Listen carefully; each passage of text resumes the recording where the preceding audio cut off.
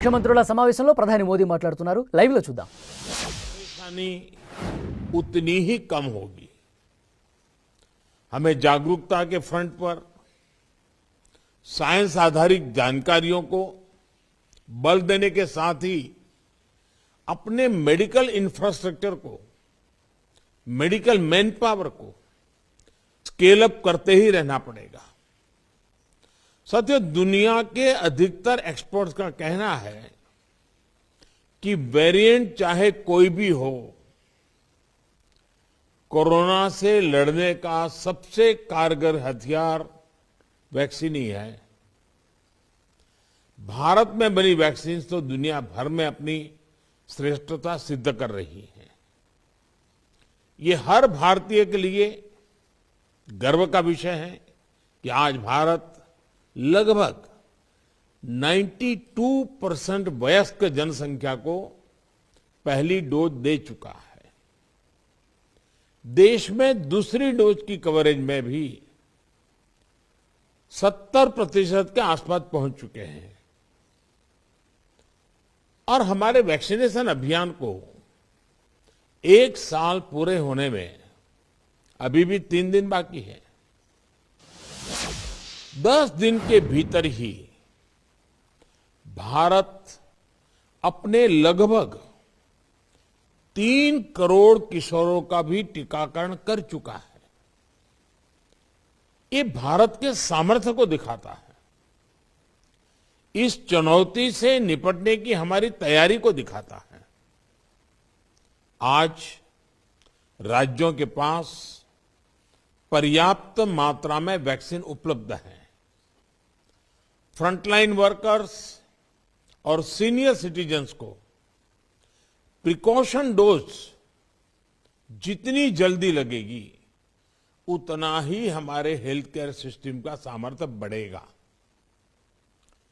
100% टीकाकरण के लिए हर घर दस्तक अभियान को हमें और तेज करना है. मैं आज अपने उन हेल्थ केयर वर्कर्स, हमारी आशा बहनों का भी अभिनंदन करता हूं जो मौसम की कठिन परिस्थितियों के बीच वैक्सीनेशन अभियान को गति देने में जुटे हैं. साथियों, टीकाकरण को लेकर भ्रम फैलाने की किसी भी कोशिश को भी हमें टिकने नहीं देना है. कई बार हमें ये सुनने को मिलता है कि टीके के बावजूद संक्रमण हो रहा है तो क्या फायदा. मास्क को लेकर भी ऐसी अफवाहें उड़ती हैं कि इससे लाभ नहीं होता. ऐसी अफवाहों को काउंटर करने की बहुत जरूरत है.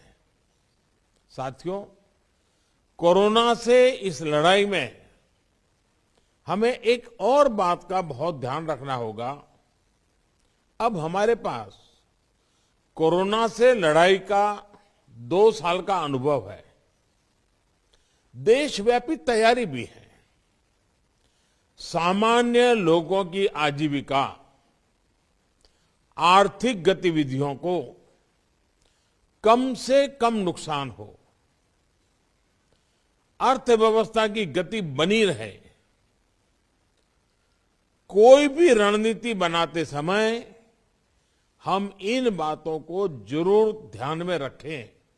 ये बहुत आवश्यक है. और इसलिए लोकल कंटेनमेंट पर ज्यादा फोकस करना बेहतर होगा. जहां से ज्यादा केस आ रहे हैं, जहां ज्यादा से ज्यादा और तेजी से टेस्टिंग हो, ये सुनिश्चित करना भी आवश्यक है.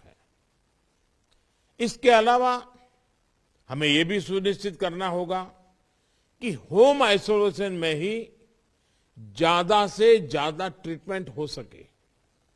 इसके लिए होम आइसोलेशन से जुड़ी गाइडलाइंस को, प्रोटोकॉल को, उसे फॉलो करना और स्थितियों के अनुसार इंप्रूवाइज करना भी बहुत जरूरी है.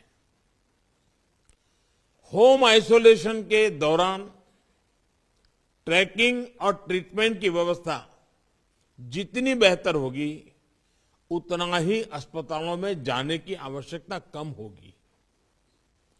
संक्रमण का पता चलने पर लोग सबसे पहले कंट्रोल रूम में संपर्क करते हैं, इसलिए उचित रिस्पांस और फिर मरीज की लगातार ट्रैकिंग कॉन्फिडेंस बढ़ाने में बहुत मदद करती है।